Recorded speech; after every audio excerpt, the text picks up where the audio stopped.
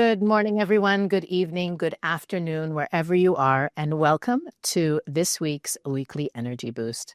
My name is Elisheva, and today Eitan and I are sharing the battle tactics behind waging spiritual war with the ego. This is a week that we are given all of the energy, all of the support to face the real enemy. And oftentimes when we ask this question, who do you feel is your greatest enemy? People point to all their fingers outside of themselves. Some people say, well, of course, I'm my biggest enemy. Neither are true according to Kabbalah. The teachings of Kabbalah share that the greatest enemy is that voice, that force within each one of us that exists for the sake of giving us the opportunity to rise above. And because we don't know that our ego serves that purpose, we tend to identify and lead with it rather than transcend it and overcome it. So this week is really all about gaining the wisdom and tools to win those battles, but more importantly, connecting this week to the build-up toward the new year, the new energy, the new script that we'd like to write for each one of ourselves that takes place on Rosh Hashanah. And we'll talk about how to incorporate this week's practices into that bigger picture effort. Weekly Energy Boost is a 7-day spiritual weather forecast where we provide our listeners with the most powerful and practical tools to navigate the coming 7 days. We do that by gleaning through the wisdom of Kabbalah and extracting tools and lessons that will not only help you take advantage of the gifts of this week and avoid the pitfalls, but every episode ends up offering wisdom and tools that can be used anytime. And the truth is, our opponent is present all the time. The question is, how aware are we? And that's a question that's come up so many times when we've brought up this topic of the opponent, is we always talk about it in a military sense. And I've received emails from people over the years. Why does it need to be why is there so much violent language around this spiritual effort? Maybe if we softened it a little bit, it would be more appealing to people. People could have an easier time embracing this work. But the Kabbalists are very clear. We need to realize it is a war, that there is a constant battle between us, constant battle within us between the voice of our soul and the voice of our opponent. And to the degree that we have that awareness, to that degree, we stand a chance to overcome time and time again. And I know for me, it's helpful to remember you have to take every battle as it is rather than focus on how am I going to win the war? Because the truth is our opponent is part of the package of being a soul in the physical body. It's always going to be there. So we start with that idea of the truth behind the purpose that the opponent serves for us, how we can use it as a tool to grow, and especially in this week, what are the wisdom and tools that can support us in getting the upper hand, coming up with the tactics and the strategies that are going to give us, even if it's not 100% success, 90% success, 85% success, knowing that even when we fall and we don't succeed in those battles, it's also part of the divine plan. So, Eitan, where should we begin our conversation? I think you raised something important. Why do I have to call it an opponent? Because indeed, the Creator created the opponent as part of our purpose of life, to overcome the ego within, to overcome the opponent within, and to allow us to reveal our beautiful soul and to manifest light and blessing and love in this world. But the reason why I would take more seriously the opponent and still call it an opponent, why one of the weapons to handle it is actually true love and not true anxiety, but because let's look in context of Rosh Hashanah. Rosh Hashanah this year, in a couple of weeks, September 22nd and this September 24th, this 48 window in time, this cosmic opening, which is the first 2 days of the month of Libra, Tishrei. Libra is the scale. Scale represent, are you going to have a year that your partner will be the light of the Creator? Or are you going to have the year that your partner will be the opponent? And it's a serious business. It makes all difference. Because while potentially in Rosh Hashanah, we're receiving a download of our unlimited self, but if I'm carrying the same consciousness from last year, my coming year will not change. Because my consciousness consists of two forces. The pure light of my soul, love, giving, certainty, true desire to grow, to change, to elevate, to be part of the light. And the opponent, which is about all instant gratifications, all ego, all uncertainty, all fear, forgetting and disconnecting from the Creator. So if I'm carrying the same opponent consciousness, ego consciousness, fear consciousness from the last year, this is the type of year I'm going to invite for the coming year. So while each one of this week giving us different tools, and specifically this week, specific tactics, how to fight, to eliminate, to purify the opponent, it is essential. The Creator wants to give us ear filled with mercy. It's up to where my mind, my actions, and am I holding on to the same limited behavior, reactive behavior, that will determine what type of ear I will have. So that's number one.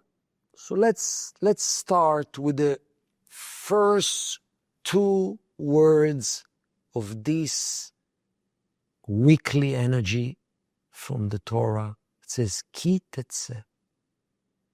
It says, when you're going to go out, or when you are going to initiate, Ki tetzeh really means, if you're going to initiate a war against your enemy, as Elisheba shared, the real enemy of mankind is our own internal opponent and our whole collective opponent.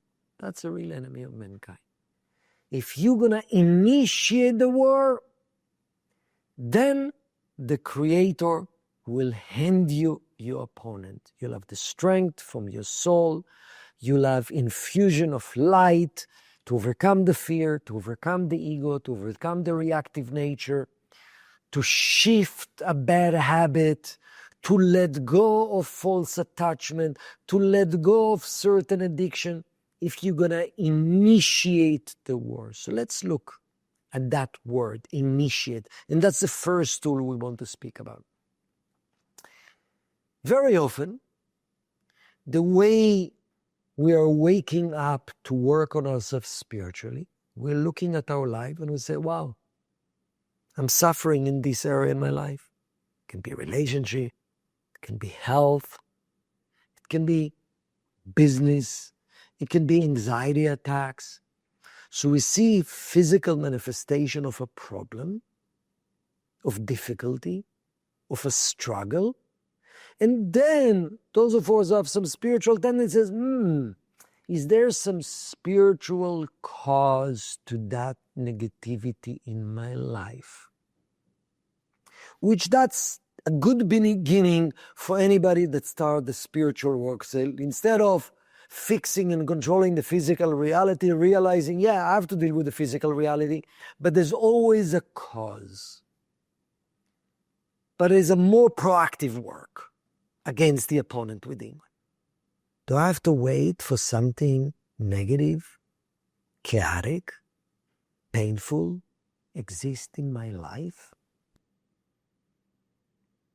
Or can I already initiate desire to change internal negative thoughts, negative feelings, negative attachment before I see physical manifestation? How many times I've seen people that everything goes right for them after a long period of struggle, and mistakenly thinking the fact everything is amazing in my life. Our marriage are great.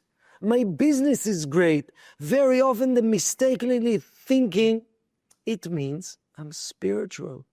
It means I'm working on myself. That can be a major illusion of the opponent.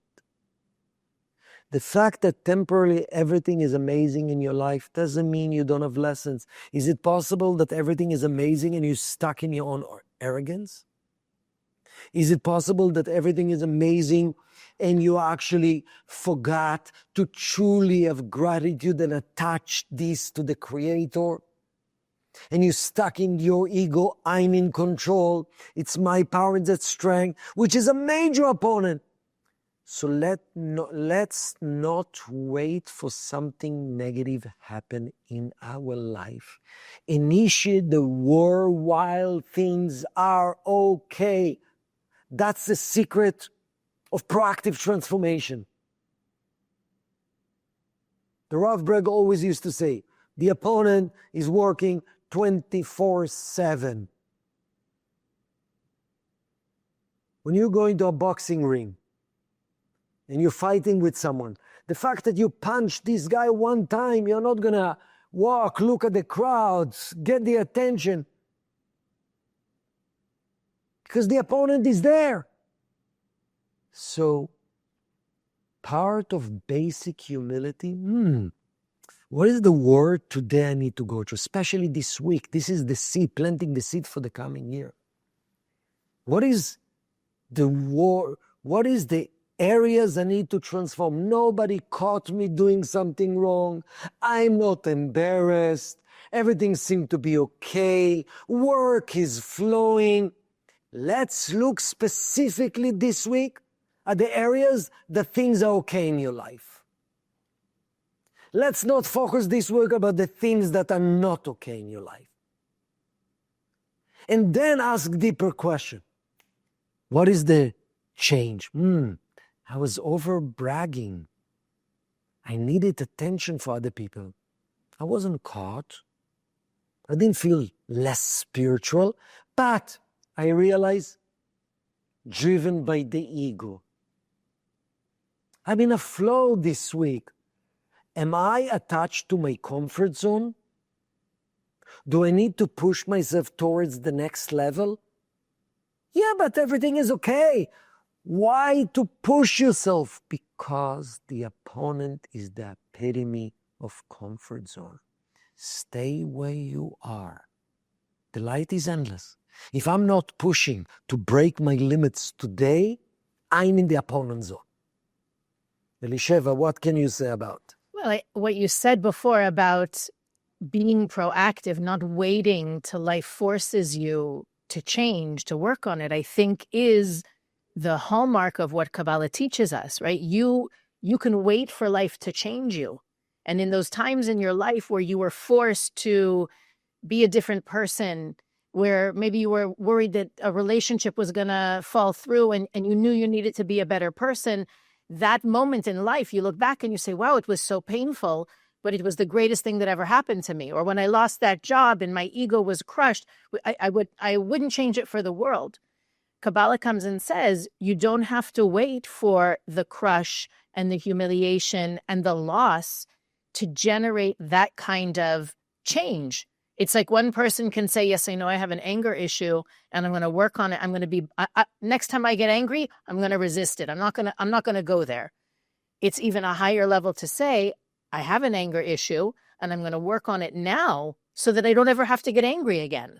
And the idea that the universe constantly gives us opportunities to get the upper hand, to strengthen ourselves, to develop into the next level of whatever it means. And for those of you who are listening, I encourage you to think of something that you know triggers you or gets you reactive or makes you behave out of character.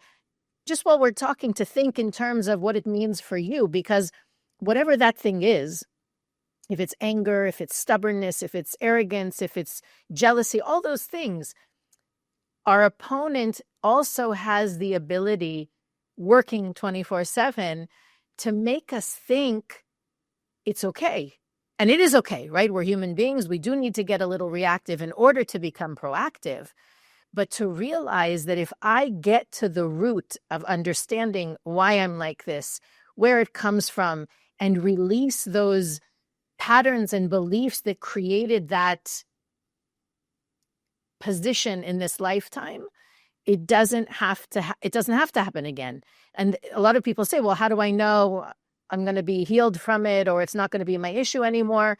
It may come in different forms, but the fact that you're not repeating the same movie over and over again is an indication that you are releasing the layers, or removing, the Rav used to say, releasing the chokehold of the opponent, that you are finally letting your soul sit in the driver's seat. And it's okay. And again, if you're listening to this and you're saying, oh my God, my opponent is completely driving the bus right now, it's okay. The moment you start to realize all those different ways that the ego gets you to think, I don't need to change, it's not my problem, it's all the other person, or I can't do anything about it, so I might as well ignore it. All those subtle messages. Ask yourself, is that my soul? Is that truly who I am? And some people ask, well, how do I know? What's the difference between my opponent, the voice of my ego, and the voice of my soul? Our soul is uplifting, it's elevating, even in a situation where maybe you have a friend who's negative or brings you down, or there's something unhealthy about a relationship. The voice of your soul won't say, that person is disgusting and terrible and I can't stand to be around them. The voice of the soul comes with wisdom and elevation and says, maybe this is not the best place for my energy right now. Maybe there are other relationships that I should be investing in, and gives you clarity and distinction, not in a way that puts you or anyone else down. So part of, I think, winning more battles is really being clear and distinguishing how that voice sounds for me personally, because a lot of times we're not even aware that we're listening, that that's the soundtrack that's playing in the background all the time, those belief systems, those stories we tell ourselves. But I think even more important is underneath the narrative of the ego is always going to be the narrative of the soul. And the more I do to strengthen my soul, the louder that broadcast will be. So I think also part of this month and this week's work is, what are the things that I do to strengthen that part of me, which is really who I am, even though in the physical reality it may seem it's the smallest part of who I am. It really is who I am. And how much time and effort do I dedicate to strengthening and taking care of that part of me? I love it. I love it. So just to summarize what you said and to clarify for everyone. At the end of the day, all of us are driven by desire. Desire for energy, desire for fulfillment. And the desire has many levels. One desire is, I just want to survive. Leave me alone, spirituality or anything else. Just want to pay the bills. I want just to protect the family. I want everybody around me to feel physically good, the rest. And then there's more involvement. I want to accomplish things that will make me feel happy. I want to accomplish pleasures. I want to accomplish control. I want to accomplish in a way I'll feel proud. I'll be recognized by other people. That's great. And then this group called soul desire. Soul desire. Which at the end of the day, the only way to reveal our true potential is to begin to access that. The reason why we recommend everyone to study daily about your soul, about the universe, about the Creator, and that's what the teachings of Kabbalah really is about, because it's so essential to awaken. I want to grow my consciousness beyond survival, beyond what people think, beyond what I accomplish in the end. Yeah, I need to deal with the 1% world as well, but I want to grow my consciousness. And when this week it says, initiate the war, desire to grow your consciousness, and we will give different examples that you'll understand. Regardless issues in my life, I'm stepping into my true purpose in life. For example, if I want to grow my soul consciousness, and as a result, by the way, that will manifest miracles, and that will manifest, I can step into, with the help of the Creator, into the greater purpose that I didn't even dream about. But today, I want to grow my consciousness. But I'm at peace. There's nothing to grow. Let's be honest. What's my level of empathy, compassion, and feeling the pain of others? The fact that I'm at peace and the fact that everything seems to be okay, it's a beautiful. Maybe you overcome certain lessons and you got to a state of appreciation of the blessing that you have. That's beautiful. But at the end of the day, part of my soul person, one of the things that I would like us to work on stretching the boundaries of raising my consciousness is, for example, growing empathy and feeling the pain of others. Because our true self knows that we all connected and we all one. And the whole idea of, I'll do some spiritual action in order that I will feel good, it's limited. It's great beginning, but it's limited. So when we're saying, let's face the opponent of lack of empathy, the opponent of lack of compassion, the opponent of not driven to go to my next level of true giving, the opponent that doesn't want me to spend more extra time to study the universe, to study life, to study the Creator. The word studying Torah Kabbalistically means studying the thoughts of the Creator. That's by itself. When we study Zohar, when we study Ten Meditation, when we're reading the Torah and decodify the true secret, our goal is not just, I want to study, it's an interesting ancient text. No. I want to awaken within me the understanding and the subconscious feelings of the energy of the Creator, because that's part of awakening my soul. Are you pushing yourself beyond the boundaries of survivals, needs, elimination of pain? Beside the fact, the more proactive you are, more miracles you create into your life. So ask yourself this week, what's driving me? What's driving the agenda of the day? What's driving my to-do list? What's driving my appointments? What's driving my discussions with my family? Is it just to make sure to keep in touch, to fix stuff, errands? Is that what life is about? What parts of my day is about taking my life to the next level? You're already going to have a meeting with your friend. How can you take this relationship to a deeper soul level? Maybe you want to open up and be vulnerable about something you didn't share with anybody. Challenge the opponent. Yeah, but there's no problems. I don't need any support. Is that how I envision life? I need problems to be alert spiritually? Or maybe alert and driven spiritually to push to the next level. And as a result, actually, I don't need problems to wake me up. I want to connect what you're sharing to what we talked about last week. If for those of you who are listening now and didn't catch last week's episode, after you finish now, go back and listen to last week, because we broke down the 4 areas or the 4 ways that we most commonly and also most seriously create chaos in our lives unknowingly often. And that this month is really about identifying all of those moments in the past that we made those disconnections. We call them short circuits. In this conversation about the opponent, many times those incidents and those patterns are in our blind spot. And the purpose of the work that we gave last week is to really bring to our conscious awareness how we are many times inadvertently, unintentionally disconnecting from our soul and from the light of the Creator in those behaviors that are maybe normal or natural, or maybe we're even working on them already, but we don't realize what's happening on a spiritual level when we engage in those things.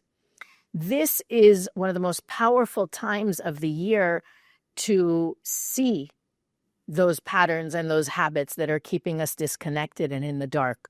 So I would suggest that as all of us are listening and understanding what's going on, and the advantage we're given this week to do this work, to really ask to see your opponent in all of its forms. Even, sometimes you might have a situation where someone has told you, you really hurt my feelings, or you said something that was very insensitive and you had no idea. You thought you were being nice. You thought you were being kind. You couldn't even imagine how someone would get hurt by something that you said. Take that situation and ask your soul to show you, ask the light of the Creator to show you, where else am I doing that? How else have I done similar things, whether in this year or in the past? It might not have come about this year, but the cosmos is open. It's like we're being given access to the editing room where all of the footage of our lives are there. And that's one of the reasons that this week exists for us, is so that we can have clarity and see directly these patterns and habits that we have that are literally interfering with the good that we're trying to do, the growth that we're trying to achieve, the healing that we're striving for, and really make sure that those, at least again, by doing it in this week and this month, we're making the effort to write those scenes out of the movie for the coming year. So to really ask in your prayers and meditations, I want to see all of it, because seeing all of it, right? You can't delete the virus from your computer until you find out where the file is. This is when we can see where the file is hiding, and to be excited. When else can I do this? When else in the year do I have the ability to have that kind of clarity and to see so clearly, and to really embrace the ability to do that this week and throughout the month of Virgo? I love it, because always the Rav Berg said one of the main weapons of the ego or / the opponent is to make us blind how we are manipulated by the opponent and not by our soul. And the fact that this week is the week that the Creator, our soul, can reveal to us stuff that we were blind about. So every time this week you say, wow, I didn't realize I wasn't sensitive. Wow, I'm so judgmental. And it came from a left field and say, thank you, the Creator, for opening my eyes. And my suggestion to all of you is, before going to sleep, ask the Creator, ask the light of your soul, please allow me to see what I'm blind to recognize about lessons in my life, about growth in my life, about what means to take me to the next level. We're all blind. We're all blind to a degree. So this cosmic opening of really breaking through the conscious mind to see and to feel what can be improved. What a gift. I'm really excited for us. I'm really excited for everyone to do this work. And we're going to continue next week with more tools and wisdom to make sure that we don't miss the opportunity that comes this month to really have that dramatic impact on the coming year. Weekly Energy Boost is available on all podcast platforms, YouTube, Facebook, and Instagram. You can follow us on all those platforms to receive more content to support you on what we talk about every week. You can also go to our website, weeklyenergyboost.com, where you can search through our archives, send us a message, and learn about the things that we think are important for our listeners to know about. You can also click the donate button to help make Weekly Energy Boost possible. But as always, share this episode, review the podcast if you haven't yet, and we'll see you next week on the Weekly Energy Boost.